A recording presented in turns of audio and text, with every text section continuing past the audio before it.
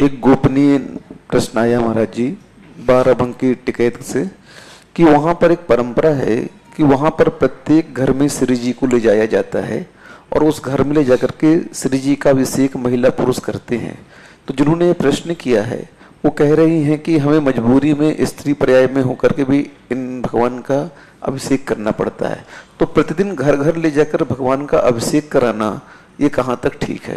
पहली बात तो भगवान को घर में कदापि नहीं ले जाना। किसी भी शास्त्र आगम में कहीं नहीं लिखा है कि भगवान को अपने घर में उद्घाटन में नागल में भगवान को ले जाएं। भगवान को ले जाना तो सरल है, ठीक है, लेकिन अपना कार्य करके भगवान को घर से निकालना बंटा जा रहा है।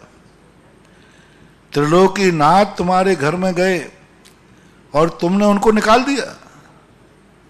निकालते समय जब पीट करके भगवान लौटते हैं तुम्हारे घर से, बंधुओं बंटा जा रहा है।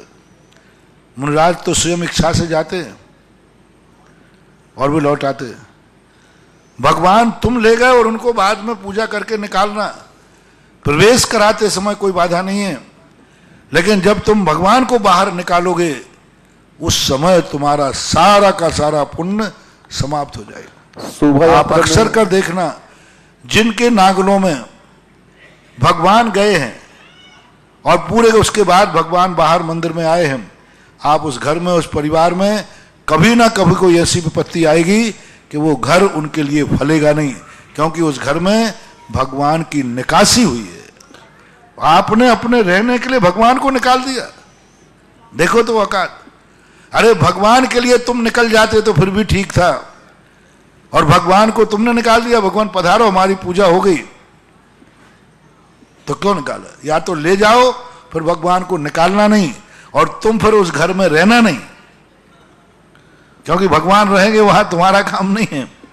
इससे अच्छा है किसी भी आगम शास्त्र में जो मूल परंपरा के शास्त्र हैं उनमें कहीं भी भगवान को घर ले जाने का प्रावधान नहीं है। इतना सा मात्र है आपके नागल में कि आप मंदिर में ही पूजा कीजिए, महापूजा कीजिए, विधान कीजिए, और अंत में बचे हुए से साक्षात यानी विधान के बाद थोड़े से पुष्प बचा लीजिए बाद में थाली में। उन पुष्पों को ले जा करके आप अपने घर में प्रवेश करते ही और एक विधान के समय नांदी कलश स्थापित कीजिए। उस कलश के अंदर पंच मावा भर लीजिए, दूध आदि नहीं, पंच मावा। उसमें मखाने नहीं भरना, जले हुए चीज।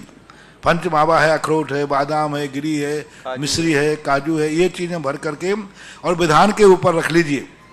उस कलश को नांदी कलश बोलते हैं। वो कलश को गाजे बाजे के साथ ले जाओ, और यदि आपने शांति धारा की है तो उस दिन शांति धारा करो, अभिषेक करो, और वो कलश ले जा करके और पुष्प ले जा करके आप घर में जाइए।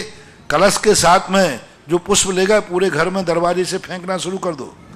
पूरे घर में आप उस पुष्पों को फेंक दीजिए, और जाकर के जो आपका पूजा गृह हो, ईशान कोण हो, बैठक का स्थान हो, वहां जाकर के मंगल कलश की स्थापना कर दीजिए। एक दीप जला दीजिए, यदि अधिकतम जलाना है तो। बस इससे ज्यादा कोई कार्य नहीं करना। और बाद में आपका जीवन करना है, करिए। प्रसाद बांटना है, मतलब मावा मिष्ठान बांटना है, खुशी के बांटिए। दीप आदि जलाकर दीपावली मनाना है, जलाइए। लेकिन बस इतना सा प्रावधान जैनागम में है। बाकी भगवान को ले जाना यह कदापि उचित नहीं है, बहुत गलत है। और घर में ले जा करके वहाँ जा करके फिर स्त्रियों महिलाओं के अभिषेक के संबंध में मैं बहुत बार बोल चुका हूँ कि अपनी पर्याय की मर्यादा होना चाहिए। जब मूल परंपरा में पुण्यार्थ संघ की दो संघ की परंपराएं हैं अपने यहाँ। एक कुंद कुंद की मूल परंपरा, कुंद कुंद की मूल परंपरा में कहीं भी स्त्री अभिषेक नहीं है।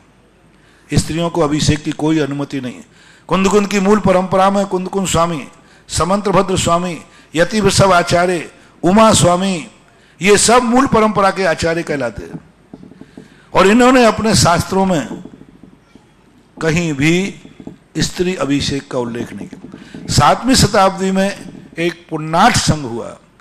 पुण्यार्थ संघ की जो परंपरा है, पुण्यार्थ संघ की परंपरा में स्त्री अभिषेक, पंचामृत अभिषेक आदि ये पुण्यार्थ संघ की परंपरा है, जिसकी शुरुआत 7वीं शताब्दी में हुई। 7वीं शताब्दी के पहले एक ही संघ था मूल संघ की परंपरा, जिसे कुंद कुंद मूल आमनाएं बोलते हैं।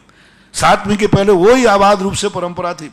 7वीं शताब्दी में पुन्नार संघ की स्थापना हुई और पुन्नार संघ में ये गृहस्थों की और ये हम मुनियों का, तो उसमें कोई पुन्नार संघी मुनि और मूल संघी मुनि में कोई अंतर नहीं है।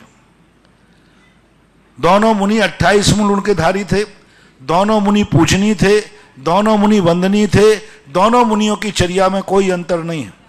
मुनि की चर्या में कहीं भेद मत करना, चाहे वो पुन्नार संघ परंपरा का मुनि हो चाहे ये हो। तो ये पुन्नार, जैसे रविशरण आचार्य महाराज, हम हमेशा उनको पूजनीय बोलता हूं, पूज्य रविशरण महाराज, पूज्य जयसेन स्वामी, हरिवंश पुराणकार और भी पुराणकार, इनको मैं सब पूजनीय बोलता हूं। मुनि अवस्था में इनकी कहीं गड़बड़ी नहीं है और मुनिचर्या में कहीं भी भेद नहीं है।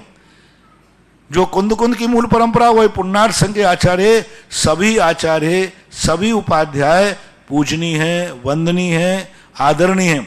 बस श्रावकों की परंपरा में, श्रावकों की पूजा में मात्र 7वीं शताब्दी में, उसके पहले कहीं दुनिया में श्रावकों की परंपरा में भी कोई भेद नहीं था। 7वीं शताब्दी के पहले सब पुरुष अभिषेक करते थे, जलामृत करते थे, सब। 7वीं शताब्दी के बाद श्रावकों की परंपराओं में अंतर आ गया। पुन्नार संघी आचार्यों ने स्त्री अभिषेक और पंचामृत अभिषेक का समर्थन खुलकर किया, लिखा, बहुत बड़ा लिखा, इससे अभिषेक करोगे तो ये पुण्य है, इससे अभिषेक करोगे तो ये पुण्य है। बहुत खुल्लम खुल्ला लिखा, कोई उसमें हम छुपने वाली बात नहीं। लेकिन वो 7वीं शताब्दी के पहले किसी भी ग्रंथ में नहीं लिखा। मैं सारी दुनिया से पूछ चुका हूं कि 7वीं शताब्दी के पहले किसी भी ग्रंथ में बताइए जहां स्त्री अभिषेक और पंचामृत का उल्लेख किया गया हो। 7वीं के पहले, 7वीं के बाद के जितने भी लोग ग्रंथ बता रहे हैं वे सब 7वीं शताब्दी के बाद के हैं। तो 7वीं शताब्दी के बाद लिखे हुए ग्रंथ पुन्नार संघी परंपरा में इन सब श्रावकों की क्रियाओं में अंतर आया, उनकी क्रियाओं का वर्णन मिला और उनका प्रचार प्रसार भी हुआ और आज भी उनका प्रचार चल रहा है। मैं इसका किसी का विरोध नहीं करता हूं, लेकिन ये तो बताना पड़ेगा कि ये परंपरा कब से चली, कैसे चली, किसने चलाई। मैं विरोधी नहीं हूं, मैं किसी की बुराई नहीं करता, लेकिन इतिहास को छुपा भी नहीं सकता। इतिहास तो बताना ही पड़ेगा कि ये कब से परंपरा चली। ये तो बताना ही पड़ेगा कि परंपराएं बीच में बदलती रही। जैसे बीच में जाकर के एक परंपरा चली, गुमान पंथी परंपरा, टोडरमल जी के बाद गुमान पंथ ने चलाया कि भगवान के ऊपर अभिषेक मत करो, भगवान के सामने चरी रखो और चरी में अभिषेक करो, दर्पण रख दो। तो उनकी परंपरा चलाई गई है। तो ये 16वीं शताब्दी में चली। तो ये जब शताब्दी का इतिहास बनता है तो हमें विचार करना पड़ता है कि प्राचीन परंपरा क्या थी, ये परंपरा कब से जुड़ी।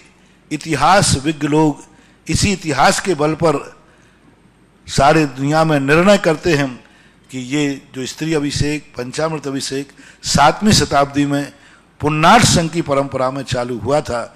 मूल संघ की परंपरा में ऐसा कोई वर्णन नहीं। कोई जो मूल संघ की आबाद रूप से कुंद कुंद मूल आमना जिसे कहते हैं, उन्होंने इस बात का कहीं उपयोग, श्रावकों की चर्या का उल्लेख किया। समंतभद्र महाराज इतने बड़े प्रथम सबसे पहले श्रावकाचार्य लिखने वाले, उसके बाद भी और भी आचार्यों ने लिखा, लेकिन ऐसा कोई वर्णन उन्होंने नहीं किया, ऐसा मानना चाहिए।